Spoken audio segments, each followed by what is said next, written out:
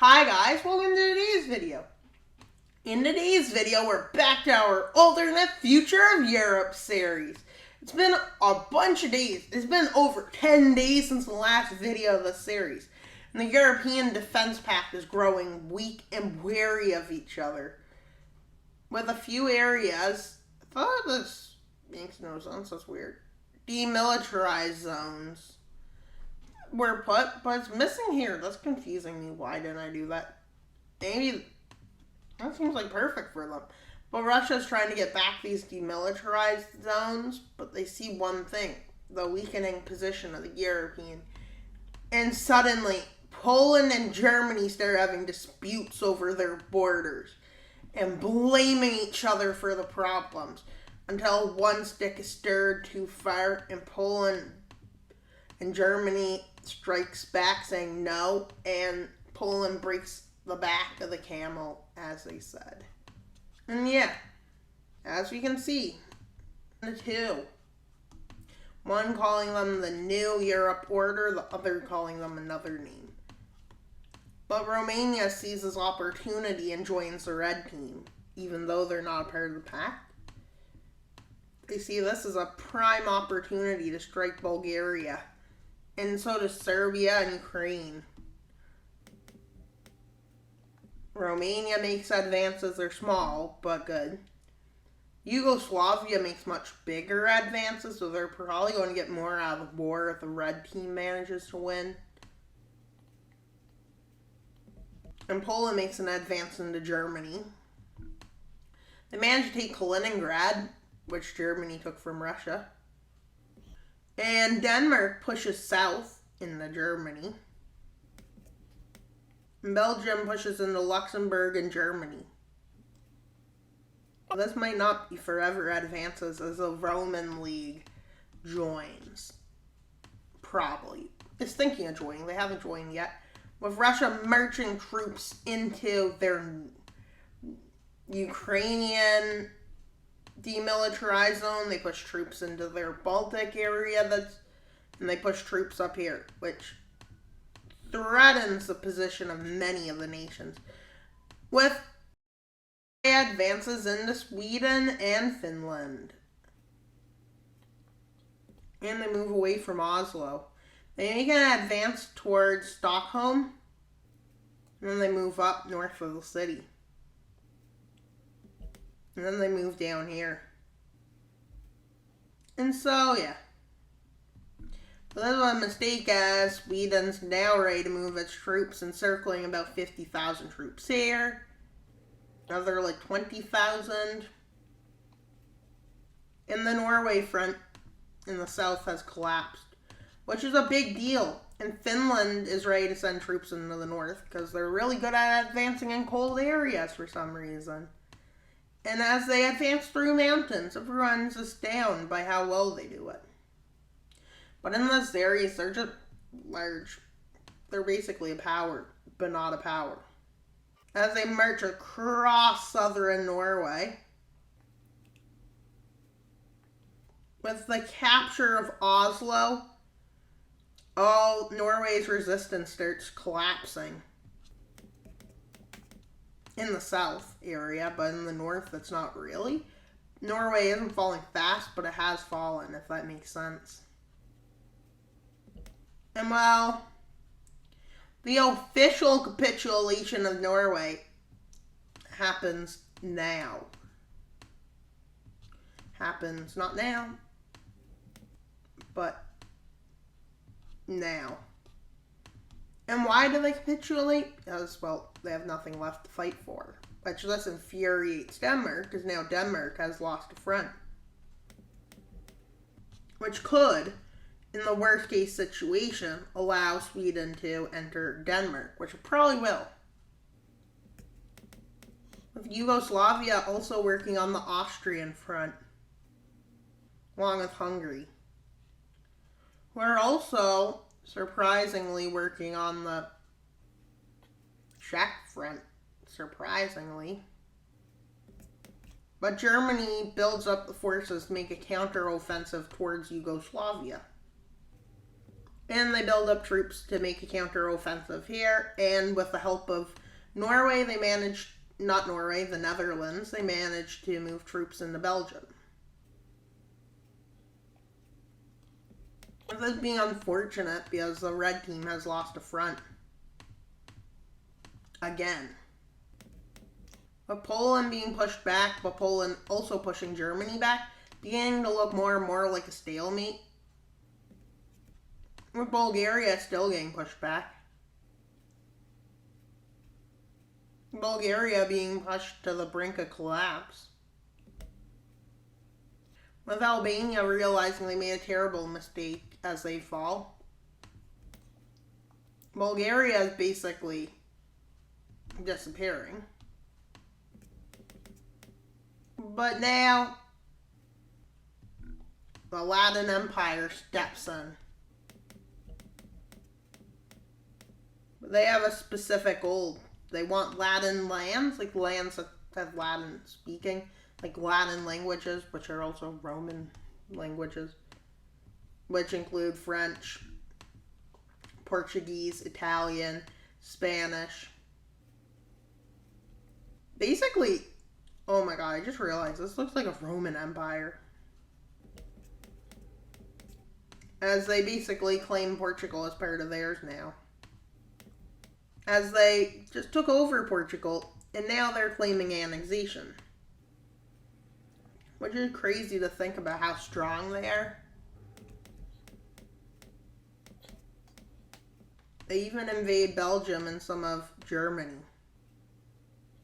Before ever I realizes what they really want, which is just Latin-speaking areas. So Germany signs peace with them. Known as the Eastern Peace Treaty, they call it. Don't know what that will do, but let's look at it. Poland refusing to give lands that are protesting against Poland because they want to join Ukraine.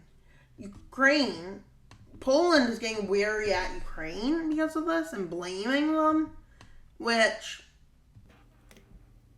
might cause a bit of trouble. Which may or may not cause trouble. Germany is now invading from the south as Denmark's getting invaded from the north. The fall of Denmark is a big part. And France is still colored despite having signed peace.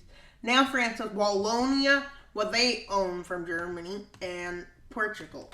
So yeah, this is officially the Latin Empire. Oh wait, they just changed their name to the Roman Empire. It made Rome the capital. No, I'm kidding.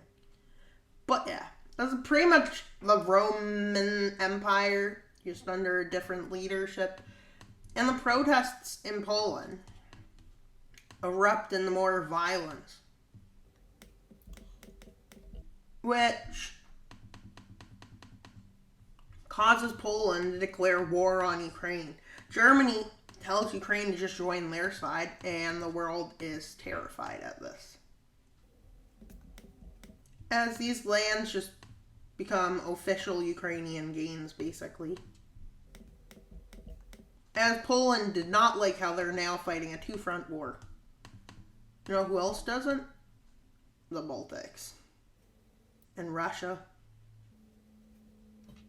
And Poland has lost most of this land. Mostly from the rebels, not the Ukrainian soldiers. With the Roman Empire starting to get suspicious. And with this league having already failed, the European Defense League has already failed. Countries are going to get land in a treaty, and you know, that pretty much means the end of this pact. And yeah, this is exactly how it would happen, I guess. With Yugoslavia having failures try in the north to defend Slovenia, Slovenia has already fallen. And with Bulgaria entering into Romania, they quickly took Bucharest and Romania has surrendered. With Germany having been able now to successfully invade there. And Russia just basically does what Russia does best. And they sneak in the war. Just to get what they belong from Belarus that Poland has taken from them, they claim. And yeah. Germany making this type of maneuver to get there, which was strategic because it took supplies that were getting in Poland. And with Czechia being liberated, Czechia, but not all of Czechoslovakia, that's why I'm saying Czechia. With Ukraine making a push like that. And yeah. Poland's fall is coming soon. With Poland being the leader of this rebellion, Poland is falling. With Yugoslavia deciding whether to surrender or not, which will take a few months. So until then, they're still at war. And this is a front because Bulgaria made a landing there. With the fall of Yugoslavia basically being the mission now, or Yugoslavia just giving up. It's over the months where trying to be decided by a vote. Yep, this is what happens. And it ends up getting decided as a yes. Hungary ends up in the same boat. As they are forced to capitulate, then yeah.